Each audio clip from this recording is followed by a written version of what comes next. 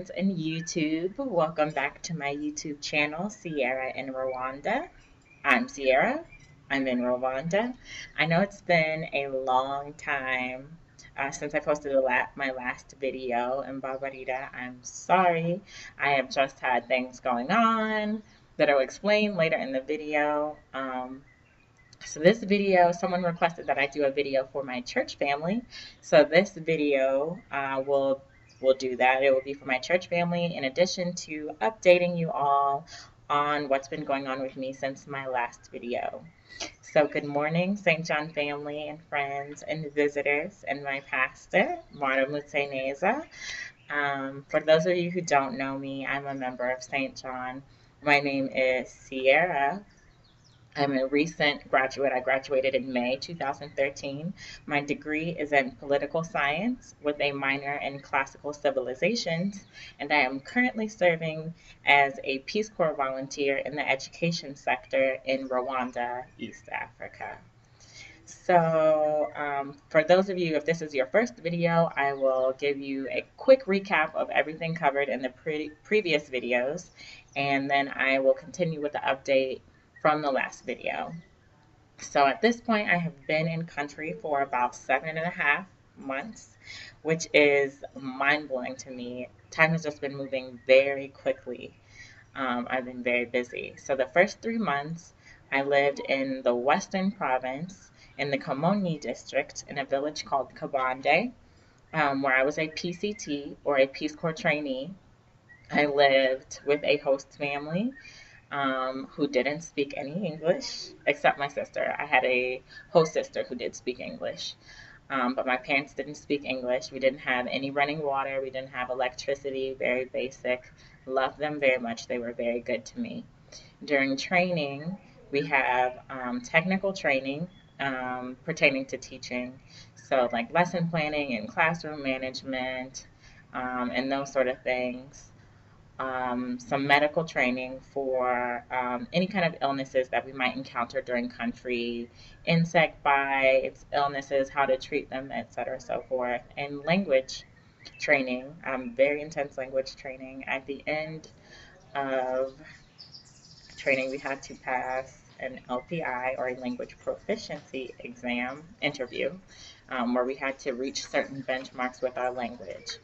And the language spoken here is Kinyarwanda, and I know some of you here I know some of you want to hear it, so I will give you just a little bit.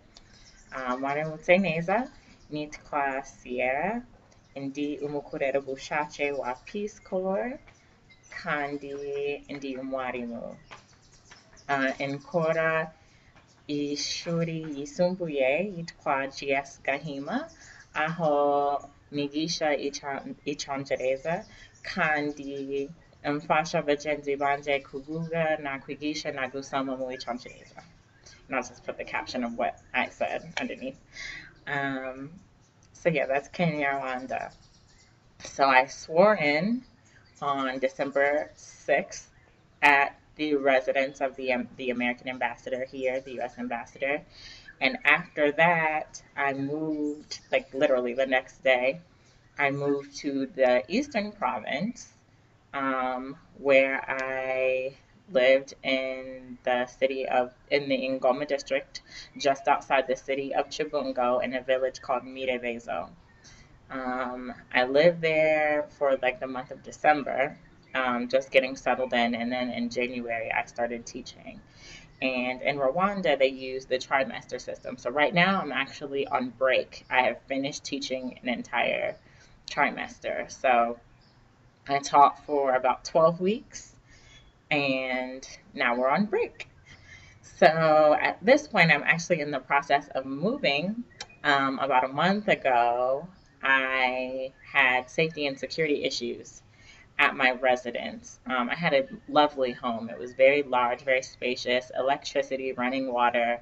I actually think I lived in an affluent area. We had street lights outside of my house. So, and I know that's not very common. And I lived close to the main road and very close to Chibungo City. But I had safety and security issues. So Peace Corps felt that it was not safe for me to live there any longer.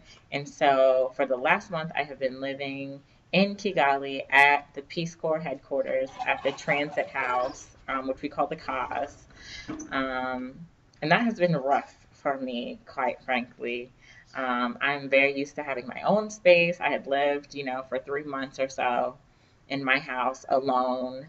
And now, like, I'm in at the headquarters, so people are constantly in and out for committee meetings. I'm also here with a married couple who had issues with their house. So that's been nice to kind of have a roommate, I guess, of sorts, but people are constantly in and out. It's a lot going on. I realized I didn't say much about my school or what I teach. My school, again, is called GS Kahima or Grupo Escolar Kahima. And in Rwanda, some schools are like just primary or just secondary, but my school has both primary and secondary. And in Rwanda, education volunteers teach in secondary school or do teacher training. So um, they also have, so most schools, they're required to go to senior three, which is O level or ordinary level. So you have senior one, two, and three, which everyone just studies everything. But in A level, they have combinations, which is senior four, five, and six, or advanced level. Not all schools have A level. And in A level, you have to pass a national exam in senior three, which determines um, whether or not you were able to go to A level. And in A level, you study in combinations. So, like similarly to in college, like if you have a focus or a major, um, or you go to like maybe a fine arts school and you have a focus. In secondary school in Rwanda, in A level, you have different combinations, and different schools offer different combinations. At my school, we offer three combinations: EFK, which is English, French, Kinyarwanda. And we actually, in the Eastern Province, we live very close to Tanzania. So some schools offer EKK, which is English, Kinyarwanda, Kiswahili. At my school, we offer EFK, English, French, Kinyarwanda, but we also offer Kiswahili, not as a combination, but just as a class. Some of my students take Kiswahili. We also have Hegel or HGL, which is history, geography, and literature, and PCB, which is for every level that I teach, always my strongest class, which is physics, chemistry, and biology. And so I teach English language communication skills, which is different from English. There's an actual curriculum for English. I teach English language communication skills, which means I create the curriculum myself. So the way I've decided to divide my year, term one, we focus on speaking and listening. Second term, we will focus on reading and writing. Third term, we will focus on business communication. So that is a challenge, like creating my own curriculum, but it's fun. Like I decide to teach based on what the students want to learn and what I think they need to learn as far as English language communication. And in term one, I think my most successful unit, we did debate.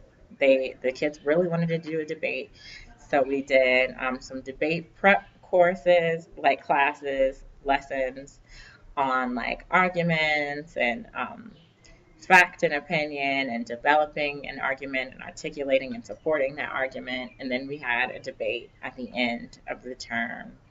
And our debate topic was urban life is better than rural life, and the two side to either defend rural life or urban life. My kids were fantastic. We had such a good time. They had such articulate arguments. I don't think I can get a photo up in this video, but maybe in the next. I took tons of pictures of my kids debating. One day, it was really beautiful outside, and I decided I was going to be that fun, cool teacher and have class outside. So I had my kids go. We went outside and we like sat in the grass. Like we had a moderator, we had judges, and each team sat on like either side of this tree, and we just had a blast. It was such a good time. My students range in ages from 15 years old to 50 something years old. There's quite a gap. And I think part of that has to do with the genocide. 20 years ago, in the month of April, there was a genocide in this country between two ethnic groups. And so a lot of people were not able to continue their education. A lot of people sought refuge in other countries, and there was a lot of different things going on that interrupted the education system. And up until 2008, um, Rwanda was a francophone country, and then the president decided he wanted all instruction as far as in education after a certain point to be done in English, which is why I'm here. So yeah, so that's a little bit just about my kids and about my school. I also, part of my job description um, is teaching or helping teachers English, helping teachers improve their English, doing teacher trainings. I haven't done so much of that yet, but there is a Kenyan volunteer who lives in Chibungo who reached out to me who does teacher training at a university in Chibungo. And I think sometime soon he and I are going to team up and do some teacher training workshops and helping develop teachers' English as well. I'm also thinking of maybe doing an English club for teachers specifically at my school. So, yeah, that's just a little bit about my work and what I do. I promised that my channel wouldn't be all sunshine and rainbows and that I would share the entirety of my experience, give you a full scope because life isn't always sunshine and rainbows. So some of the challenges I have faced being here, I've burned myself. Like I've never burned myself in America. I don't know what it is, but I've burned myself with boiling hot water like twice. I burned myself on a motorcycle as well. Um, I was having theft issues at my house. People were stealing from my compound quite regularly actually, and then broke in not to into the house, but into another unit that I had in my compound. And that's when Peace Corps was like, okay, you can't stay there anymore, which I very much appreciate. I also face challenges being a woman, being a Black volunteer, um, being young. But I mean, you get over those things. Like, honestly, those are some challenges that I would face anywhere in the world. So you get over it. You might cry about it a little bit. You might talk it out with a friend. You might call home. You pray about it. You fast about it. But you get over it, and despite all of those things, I still feel incredibly blessed to be here. I'm happy and I'm healthy and I'm doing well. I wanted to thank you all for your letters, your emails, your encouraging words to myself and to my family, your prayers. I received a care package from the youth. Thank you all so very much. I did receive your package. It was full of letters and uplifting words and scriptures, and it really uplifted my spirit that day that I got them, and I have them hung up. Well, I did in my old house, and I will put them back up in my new house, but I had them hung around the room just to encourage me every day when I wake up and see them, and knowing that people are praying for me does so much for me. So thank you so much for encouraging my family as well. Every time I call home, they tell me so and so is asking about you at church, and so said they're praying for you, and so asked how you're doing. And so, if any of you want to contact me directly, the easiest way is through my email address, and it is sierrainrwanda@gmail.com. I will leave it in the description box below, and I will also flash it across the bottom. Again, it is sierrainrwanda@gmail.com. So again, just thank you. I appreciate you. I love and miss you all. I definitely miss worshiping with you all on Sundays. But yeah, thank you, thank you, thank you. Thanks for watching this video. God bless you all. And until next time, be safe, be peaceful, and be intelligent. Take care. Meritgwe. I almost forgot. Happy Resurrection Sunday. Happy Easter. Since I've been in Kigali, I've been able to attend the church that I like. It's called CLA Christian Life Assembly, and it was started by Canadians. But anyway, I was here for Palm Sunday, and Good Friday and Easter Sunday, which was just a couple days ago. So I've been enjoying being able to worship at an English-speaking church since I've been in Kigali. So I hope you all had an amazing Resurrection Sunday. I missed you all. But that's all. Take care. See you later.